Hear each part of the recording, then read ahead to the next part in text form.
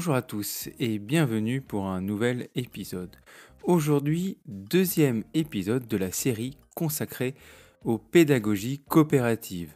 Vous avez normalement déjà écouté le premier épisode qui traitait de cette pédagogie au premier degré.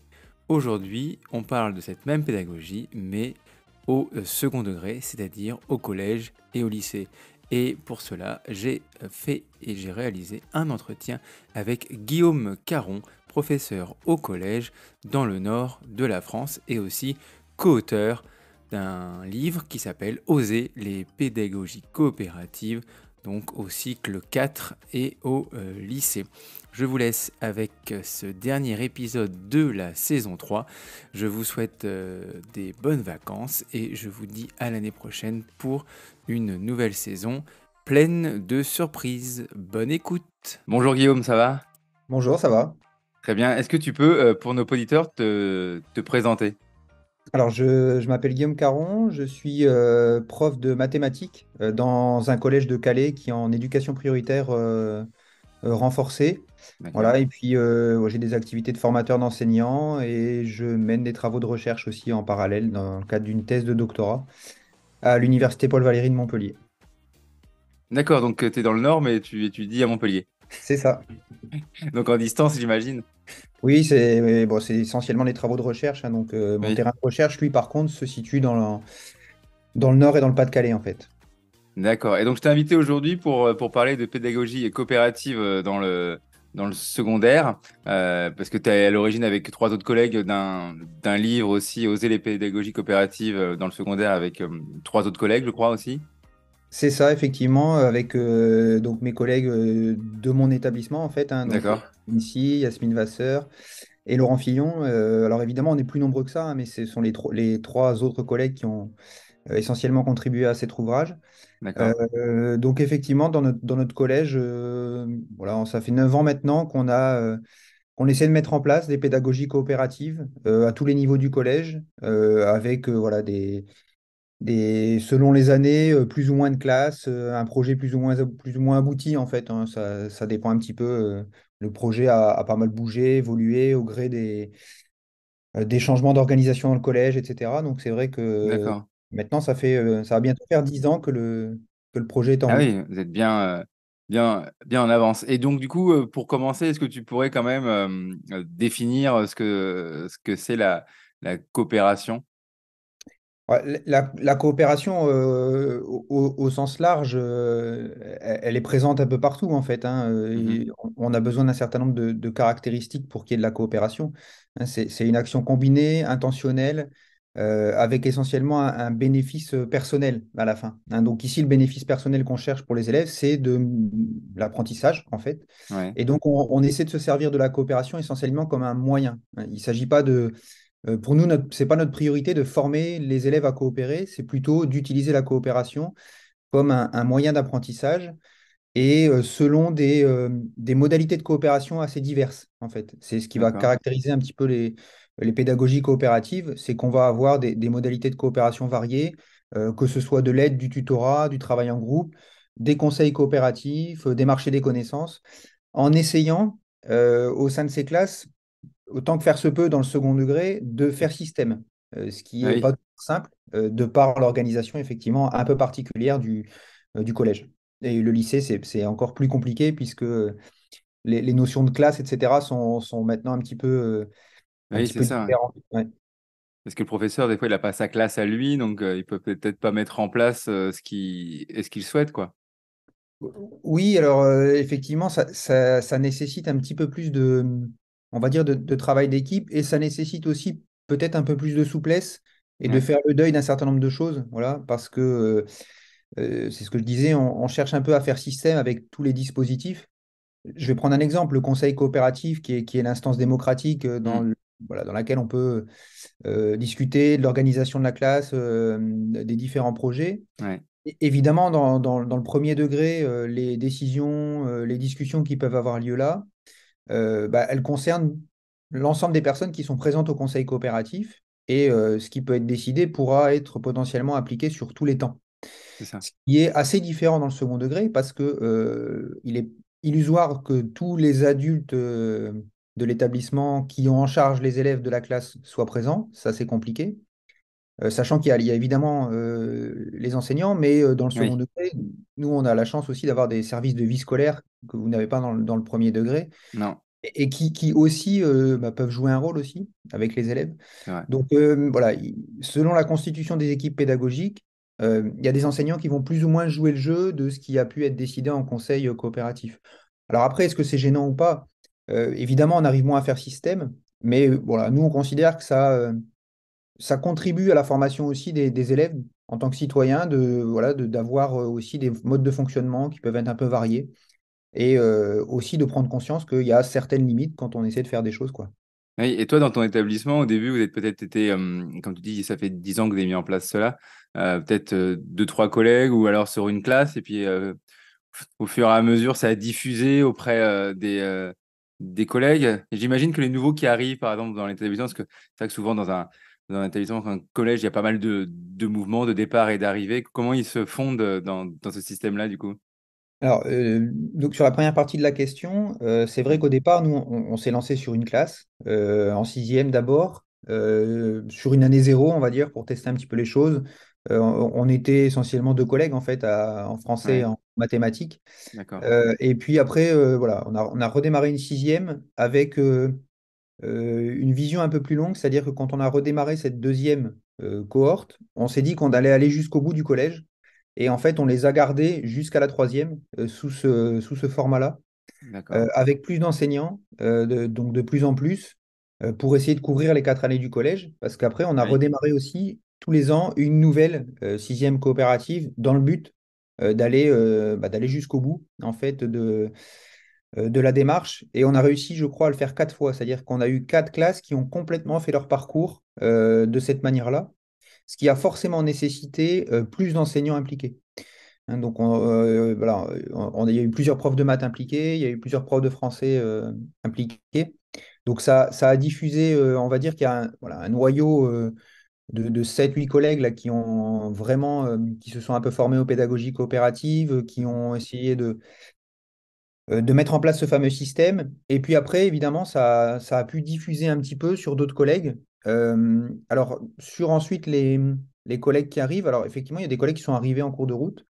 On a même le collègue d'histoire géo qui a arrivé sur l'établissement parce qu'il y avait ce projet aussi, il avait demandé ah sa oui, mutuelle. d'accord. Donc, et après, Oui, les gens donc qui c'était un arrivent, souhait. voilà, ils décident de s'intégrer, de ne pas s'intégrer.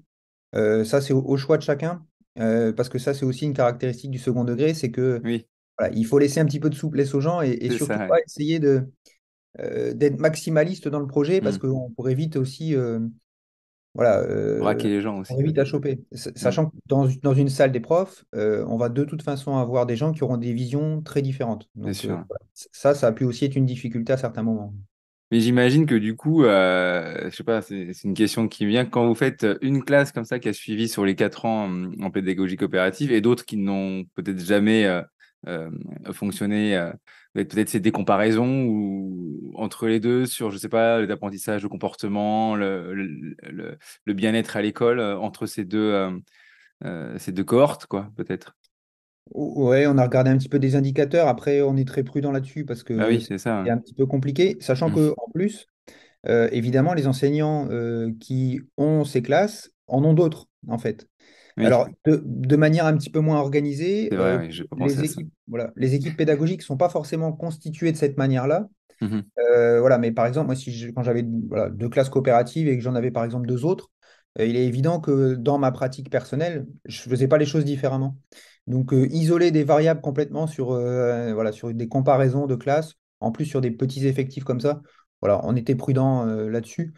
Oui, Voilà. Nous, on avait surtout constaté quelque chose qui était récurrent, c'était la baisse de l'absentéisme et même une baisse, parce que c'était la même cohorte, entre la sixième et la troisième, ce qui est un peu une anomalie en fait. oui, Collège. Ça a plutôt tendance à augmenter au fil des années. Là, on avait des choses qui étaient plutôt en diminution sur les 4 ans. Après, dire exactement quelle est la cause de tout ça, c'est compliqué. Est-ce que oui, c'est oui, sur bah c'est pas facile. l'appartenance? Est-ce que c'est l'organisation Mm. pédagogique? Est-ce que c'est la relation aux enseignants? Est-ce que c'est la relation entre les élèves? Ça, après, on peut émettre plein d'hypothèses. Voilà. Après, je pense que de toute façon, comme dans tout dispositif pédagogique, il n'y a jamais rien de spectaculaire. La Non, non, oui. pédagogie n'est jamais bling-bling, en fait, hein, ça, Ouais. les recettes miracles qu'on essaie parfois de nous vendre, moi, je suis un petit peu. Voilà. Et l'équipe, en général, est prudente par rapport à ça. Oui, je sais bien, oui. Je vois bien de quoi tu parles. Et du coup, bon, je sais pas si c'est une question à vous poser, parce qu'en fait, on a vu les freins, effectivement, voilà, l'organisation, les profs peut-être un peu frileux ou autres, ils ont plusieurs classes, donc c'est pas facile de s'adapter entre cette méthode pour cette classe-là et cette méthode pour une autre classe. Euh, Pourquoi on voit pas trop, justement, plus ce fonctionnement en secondaire? Bon, il est très développé en primaire, ok, parce qu'on a la même classe tout le temps, c'est plus facile. Comme tu disais tout à l'heure, les décisions, elles font pour toute la journée. Que là, c'est une décision conseil par les élèves. Est-ce que tous les profs seront d'accord pour l'appliquer dans la classe quand ils auront ce groupe? Est-ce que tu penses qu'il y a d'autres freins ou pourquoi, voilà, en secondaire, on a du mal à se lancer là-dedans dans des nouvelles, enfin, c'est pas des nouvelles pédagogies, mais des pédagogies un peu différentes de ce qu'on a l'habitude de voir, en fait, quoi. Euh, alors, il y a évidemment des freins organisationnels, ça, on en a un Mm. petit peu parlé. Alors, on a parlé essentiellement, effectivement, du nombre d'intervenants. Il y a aussi le découpage temporel aussi, Ah oui, qui joue quand même pas mal avec enfin, cette espèce de zapping permanent, hein, de cours de 55 minutes oui, c'est vrai. qui finissent par être 50, qui peuvent quand même limiter un certain nombre de choses, notamment sur voilà, des projets qui peuvent prendre un petit peu plus de temps, un peu plus de long terme. Et puis, je dirais quand même qu'il y a, voilà, c'est culturel aussi, hein, comme tu l'as dit, dans le premier degré, c'est vrai que ce sont, voilà, il existe des classes coopératives depuis très longtemps, une centaine d'années. Et je dirais aussi qu'en plus, ces pédagogies coopératives, même quand elles ne sont pas utilisées, revendiquées en tant que telles, elles ont, dans le premier degré, pas mal diffusé des Ouais, dispositifs parfois un peu disparates. Euh, et d'ailleurs, de toute façon, voilà, l'histoire de ces pédagogies coopératives, si on pense voilà, à Célestin Freinet, à Barthélemy Profit, ce sont des gens issus du premier degré. Fernand Houry, c'est pareil. mm, Et donc, en fait, culturellement, je pense que le second degré n'a pas eu cette habitude. Et pour une raison, à mon avis, assez simple, c'est que voilà, la démocratisation scolaire, enfin, je devrais plutôt dire la massification scolaire dans le second degré, elle est quand même intervenue très tard. Voilà, une cinquantaine, une soixantaine d'années tout au plus. Et tout le second degré s'est construit quand même sur une culture justement où tous les élèves n'y allaient pas. ouais, Et finalement, la forme scolaire du second degré a peu changé depuis l'époque où on n'accueillait pas tous les élèves. Donc, je pense que voilà, culturellement, toute l'organisation, le découpage disciplinaire et je vais mettre des gros guillemets, hein, la sélection qui commence à intervenir au collège, ouais, c'est vrai. au collège, de manière un peu indirecte, Mm, quoique, parce qu'il y a déjà des filières un petit peu au collège. Après, il y a des filières cachées. Enfin, voilà. Tout ça contribue, je pense, à une culture qui est moins prégnante, en tout cas dans cette volonté de prendre en compte la diversité. Et puis, voilà. Et puis, il y a aussi, je pense, les phénomènes de l'adolescence aussi qui font que il y a des basculements qui s'opèrent au collège et des élèves qui ouais, sont un tout petit peu plus hermétiques aussi à des modes de fonctionnement où il y a beaucoup d'institutions de classe, de codes, de trucs très codifiés, hein, dans les pédagogies coopératives. ah oui, Il y a c'est très une codé, hein. réalité, mais c'est très codé. Mm. Et voilà, on sait que les ados, à un moment donné, ils aiment bien se frotter au code. Donc ça peut faire peur aussi à certains moments, je pense. Oui, c'est rassurant aussi, oui, oui, un cadre pour le même pour tous aussi. Et du coup, si on veut mettre en place cette pédagogie dans son établissement ou dans sa classe quand on est prof au secondaire, par quoi on commence? Vous Alors, conseillerez quoi, vous? ça dépend déjà si on se lance seul ou si on se lance en équipe. Ouais, Ça, c'est déjà un premier point. Alors, je pense que le plus simple au départ, c'est de commencer seul parce que fédérer une équipe, c'est jamais simple au non, départ. Euh, je dirais qu'effectivement, dans sa classe à soi, on peut commencer par. Moi, je conseillerais bien de commencer par des dispositifs de travail individualisés avec un système, par exemple, de plan de travail. Alors, ça peut être des feuilles de route, des contrats de travail, si on veut commencer plus simple, ouais, où les élèves en fait planifient leur travail sur des périodes données, à certains moments de l'emploi du temps, hein. Il ne s'agit mhm, pas de fonctionner toutes les heures comme ça. Et on peut, quand on met en place ça, on peut, j'ai presque envie de dire, à un moment donné, on est obligé, on doit intégrer de l'aide et du tutorat, par exemple. On a Oui, plein de systèmes, hein, soit des petits tétraaides, des tableaux d'aide, des passeports, enfin voilà. Je pense qu'effectivement, dans le premier degré, vous connaissez ces oui. choses-là.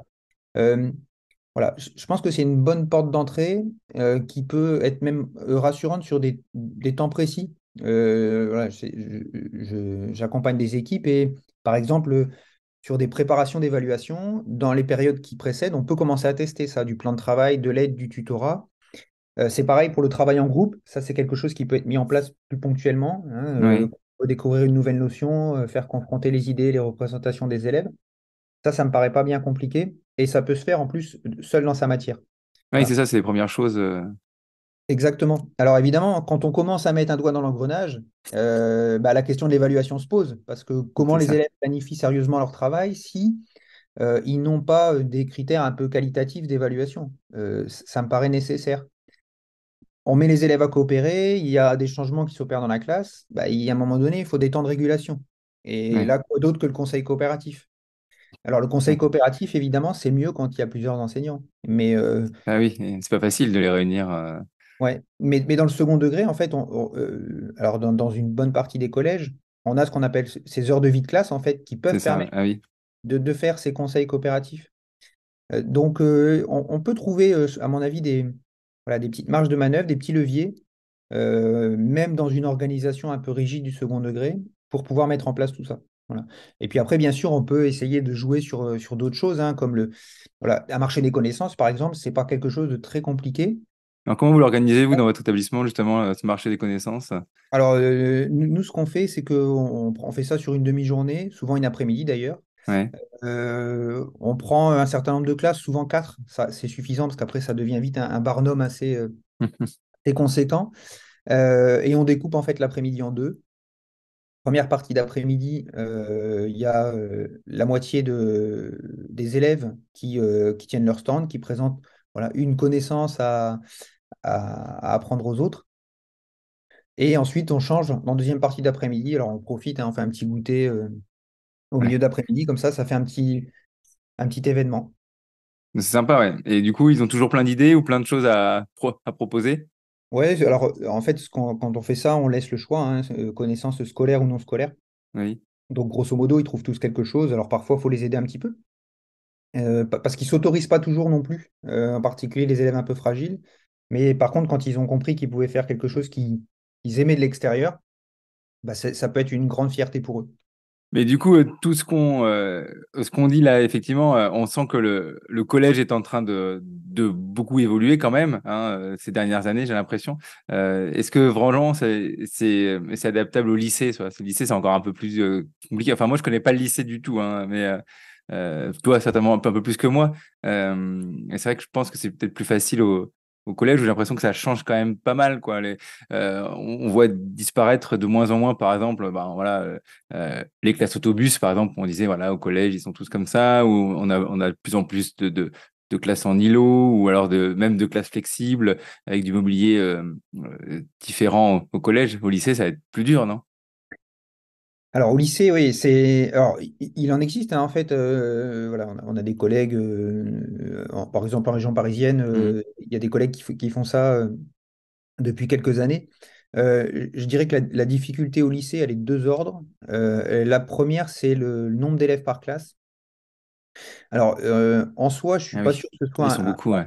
évidemment, c'est plus difficile à gérer, mais surtout, ça génère des contraintes spatiales assez importantes. Là, quand on rentre dans des classes de lycée, en fait, pour caser 38 élèves dans une salle, très concrètement, il n'y a pas de place pour bouger, quoi.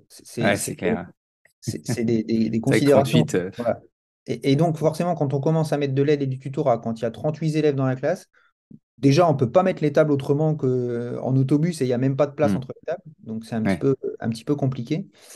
Et je pense aussi, et ça, voilà, beaucoup de collègues le disent, la réforme du lycée a compliqué franchement la donne sur tout l'aspect un peu système, justement, où on essaie de créer du sentiment d'appartenance à la classe, puisque c'est des jeux d'options, de choix d'enseignement, et voilà, le concept même de classe au lycée n'existe pas trop. Alors, pour oui, autant, c'est ce que je disais tout à l'heure, un enseignant dans sa discipline.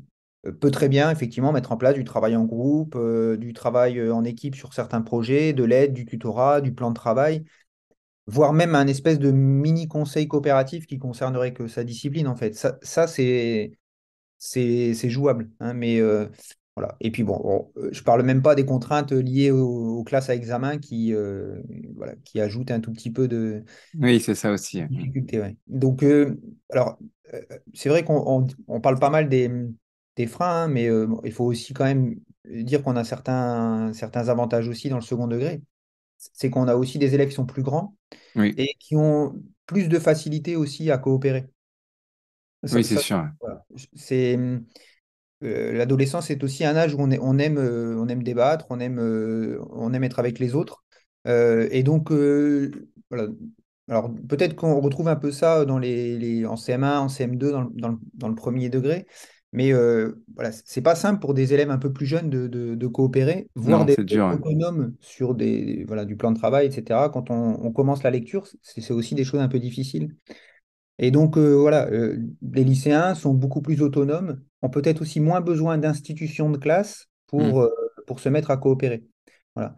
Donc, Oui, c'est plus on vrai que c'est avance en davantage. âge, Ouais. et oui, plus peut-être plus travail de formation à la coopération va se faire rapidement, à mon avis. Donc, il y a aussi ça. Et d'ailleurs, voilà, sans qu'il y ait même de pédagogie coopérative en place dans les classes, l'entraide, par exemple, est quelque chose qui est très présente dans les lycées, à Oui, mon beaucoup, ouais, c'est sens. vrai. Au collège aussi, on en voit, hein, mais voilà. Et donc ça, je pense qu'il y a aussi des avantages à avoir des élèves un peu plus grands qui ont déjà plus de bagages, alors académiques d'une part, mais aussi de bagages sociaux, avec parfois aussi quelques difficultés relationnelles, de regard des autres, Hmm. etc., qui Oui, sont un peu aussi oui, c'est pas facile, différentes dans le second degré. la puberté, tout ça, l'adolescence Ne aussi. serait-ce que demander de l'aide pour un adolescent peut être, pour le coup, compliqué parce qu'il peut y avoir ce regard des autres, voilà, pour lesquels des plus jeunes vont moins se soucier, en fait. Ça, par contre, oui. Ouais. Ouais. Donc ça peut, voilà. Voilà, et bon, de Après, toute façon, en fonction de l'âge, il y a des avantages et des inconvénients pour ouais. chacun. Mais c'est vrai que là, effectivement, l'autonomie, ça va peut-être plus vite, effectivement, chez les grands, niveau autonomie, accepter de s'entraider plus facilement ou d'être aidé. C'est vrai que des fois, les petits, ils n'ont pas aussi envie d'être aidés. Par contre, ils osent présenter devant les autres ou demander de l'aide. Voilà, ils s'en fichent. Ils n'ont pas ils ont pas peur du regard qu'on pourrait poser sur eux. Alors qu'au collège, peut-être qu'on va dire, ah bah tiens, si je demande de l'aide, on va dire que je suis nul ou que j'y arrive pas, quoi. Ouais, je pense qu'il y a de ça. Alors évidemment, et ça c'est aussi, je pense, un trait des adolescents, c'est que par contre, quand ça commence à fonctionner et qu'ils voient les autres le faire, là pour le coup, ils s'y engagent, quoi. Mais il y a Oui, parfois un petit temps comme ça d'acceptation d'utiliser ces institutions, ces demandes d'aide, toutes ces choses-là, même en conseil coopératif, hein, c'est pas toujours simple non plus d'exprimer ses idées. Alors ça, je non. pense que c'est aussi vrai, hein, je pense dans le premier degré, il y a des petits parleurs. Oui, Euh, il y en a qui parlent jamais. Non. ouais. Exactement. Et du coup, depuis 10 ans que vous avez mis ça en place dans votre établissement, quel bénéfice toi tu en tires ou vous, l'équipe, en tirez d'avoir mis en place ce fonctionnement pour certaines classes Bah, je dirais de deux ordres. Il y a d'abord ce que nous, on perçoit chez les élèves. Oui, On sent qu'on arrive un peu mieux à les accrocher, qu'on arrive un tout petit peu mieux à être dans une relation différente avec les élèves. Euh, voilà.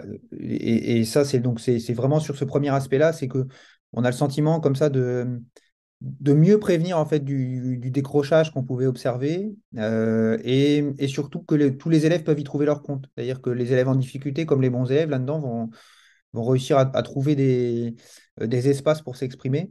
ouais. Donc voilà, en termes voilà, d'apprentissage, de prévention du décrochage, on y voit, nous, du bénéfice. Très difficile à quantifier, rien de Oui, c'est pas spectaculaire, facile. bien sûr. Et puis sur le deuxième aspect, c'est aussi sur l'aspect purement professionnel pour les enseignants, parce que c'est quand même beaucoup plus intéressant d'être dans une dynamique de cette nature, parce qu'on est plusieurs, on est moins isolés, on réfléchit ensemble. Enfin, C'est un là travail pour d'équipe, quoi. voilà, c'est le côté travail d'équipe aussi voilà, qui est hyper intéressant et hyper, voilà, en tout cas, enrichissant pour chacun d'entre nous, à mon avis. et qui donne un peu plus sens à notre travail, quoi. Et ça te pose pas de soucis au niveau, je sais pas, de la direction ou des inspections, ce genre de fonctionnement au Alors, collège?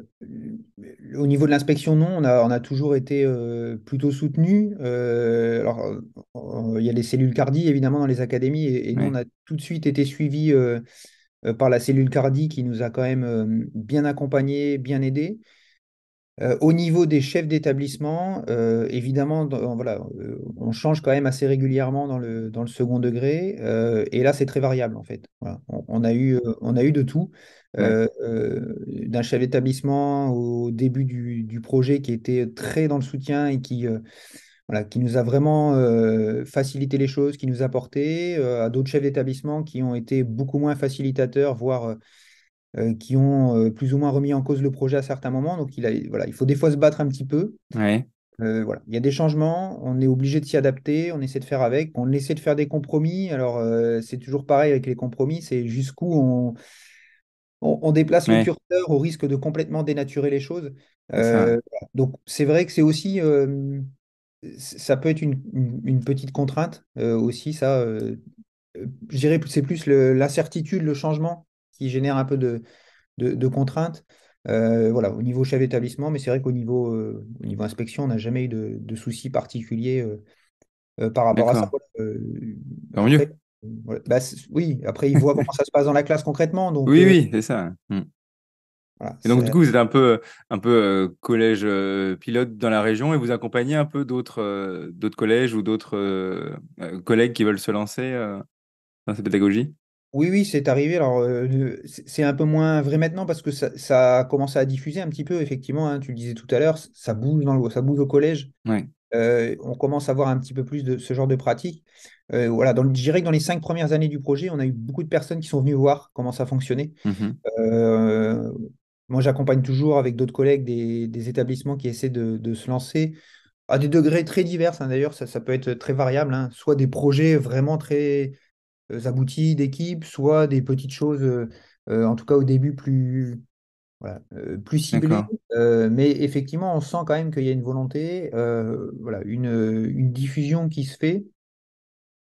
Au début, on savait à peu près, on connaissait les collèges Mhm. de l'académie qui partaient un petit peu dans ces directions. Là, je serais bien incapable de dire quels sont les collèges. Je pense qu'il y en a beaucoup Ouais. qui essaient de mettre en place ce genre de choses. Et je parle même pas des enseignants un peu isolés, entre guillemets, Oui, aussi. Non, mais c'est qui bien, c'est une pratiquent. bonne chose, quoi. Ah ouais. Mm. Et du coup, vous avez écrit un livre et qu'est-ce qu'on y trouve dans ce livre, du coup? Alors, à un moment donné du projet, effectivement, on s'est dit qu'on allait un peu raconter ce qu'on avait fait. Donc, en fait, dans le livre, euh, il a un petit peu un aspect monographique, c'est-à-dire qu'on avait l'idée de raconter concrètement comment fonctionnait notre classe coopérative. Alors, Ouais. c'est ça qui est compliqué quand on essaie de raconter, parce que le but, c'est d'essayer de faire système, mais quand on fait un livre, on est obligé de prendre les éléments les uns à la suite des autres. Donc, on va trouver un chapitre sur l'évaluation, on va trouver un chapitre sur tout ce qui est personnalisation, plan de travail. On va trouver un chapitre qui va être davantage sur le travail en groupe. On va trouver un chapitre qui va concerner un petit peu plus le dialogue entre les disciplines, Mhm. parce que ça, dans le second degré, c'est presque indispensable quand on rentre dans ce type de pédagogie. Ouais, clairement. Euh, on va trouver un chapitre spécifique sur le travail d'équipe, par exemple.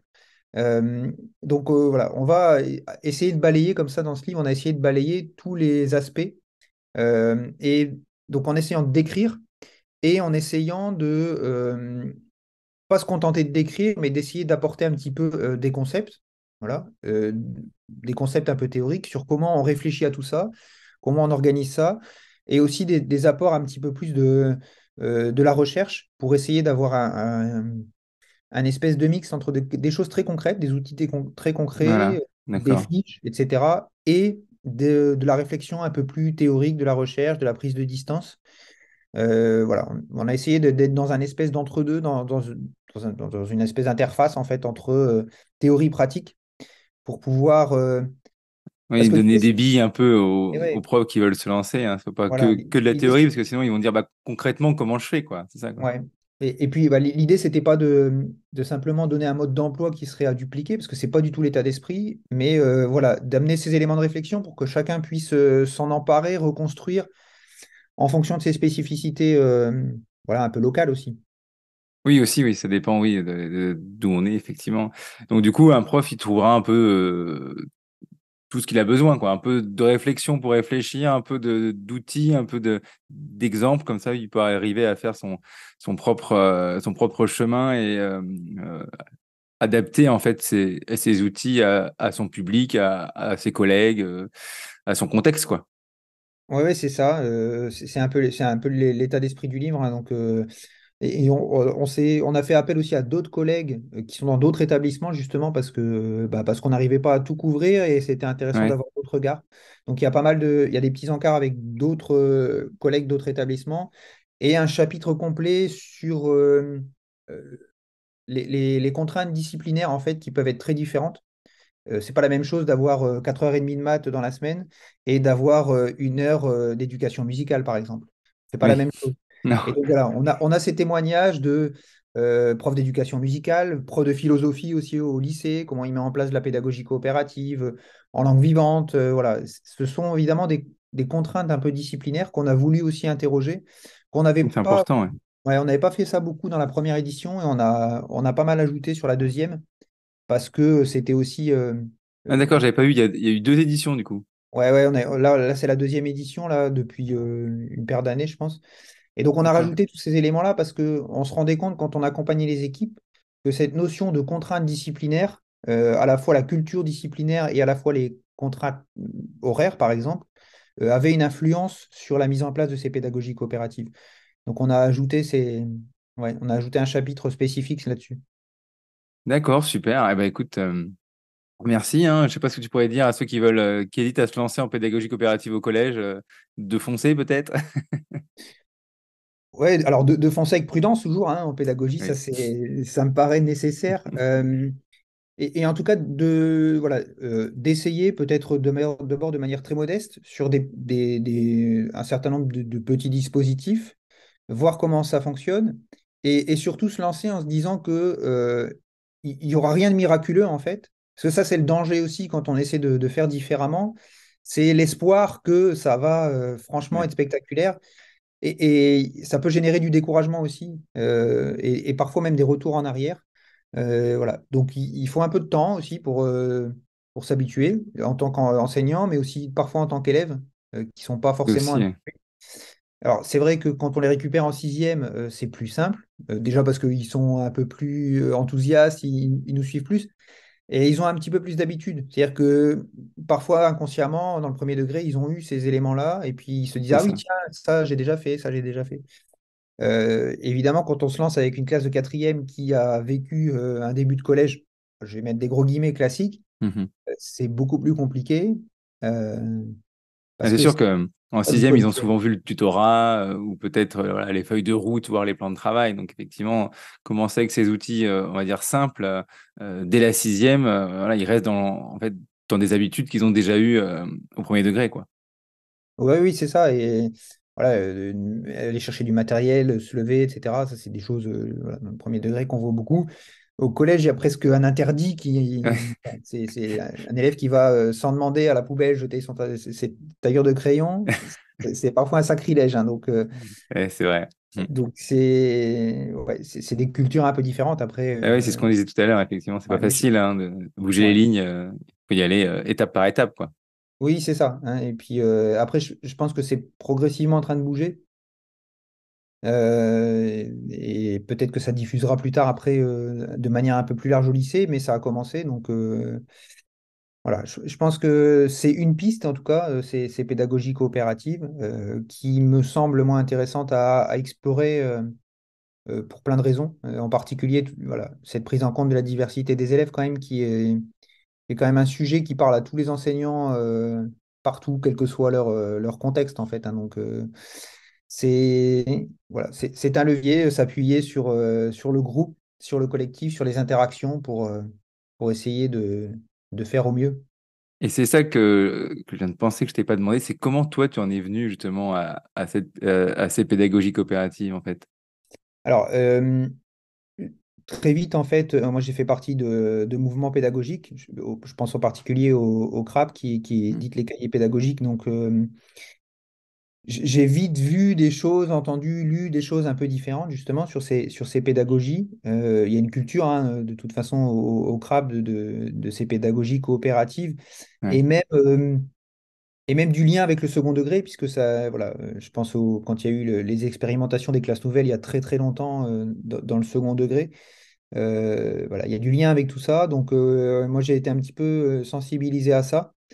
Et puis, voilà, je l'ai dit tout à l'heure dans la présentation, mais on est dans un établissement éducation prioritaire renforcée où le fameux indice de position sociale dont on entend beaucoup parler en ce moment est très très bas en fait. Il y a un taux de pauvreté qui Mhm. est assez colossal.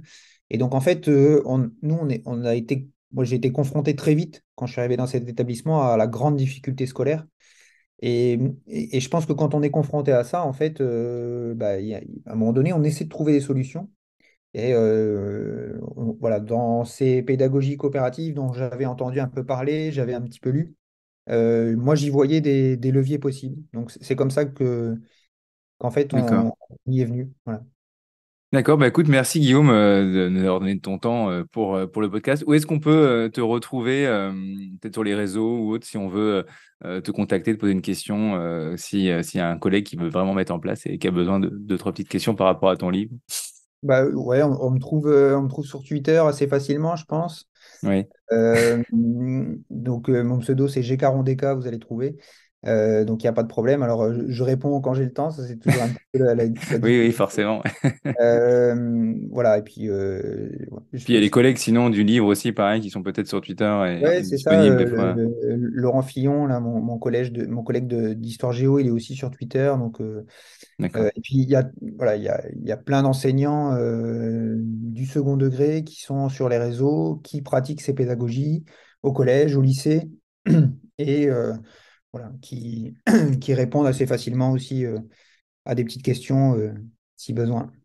Eh ben, je te remercie, Guillaume, en tout cas, et puis je te souhaite une bonne fin d'année, une bonne préparation ou correction de brevet. Je ne sais pas si tu en es. Pour l'instant, c'est surveillance, correction, ça va être le suspense. Pour l'instant, non, mais des fois, D'accord. c'est le cas en fait. Donc, Eh ben, je te remercie, et puis je te dis à bientôt. merci à toi. Merci de nous avoir écoutés. Maintenant, à toi de jouer en partageant cet épisode autour de toi sur les réseaux. Je compte sur toi et aussi pour mettre un petit commentaire ou des étoiles sur les applications de podcast. Je te dis à l'année prochaine et je te souhaite de bonnes vacances estivales.